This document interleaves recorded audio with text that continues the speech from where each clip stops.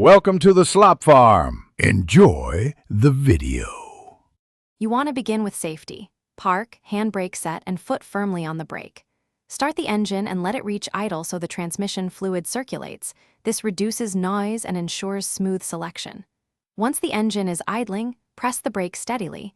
This prevents creep and gives you control.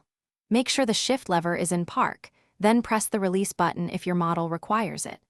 These initial steps set the transmission for a clean move into reverse. With your foot on the brake, press the shift release or lift the collar as needed for your focus. That unlocks the shifter. Then move the lever deliberately into R, don't force it, allow the gears to engage. Once in reverse, ease off the brake slightly to feel for engagement. The car will begin to creep.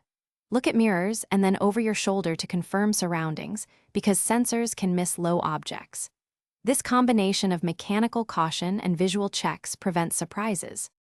Now you back up by modulating the brake. Use it to control speed. Only a light throttle is ever needed. Once you finish reversing, bring the vehicle to a complete stop, shift to park, and engage the handbrake to secure the car.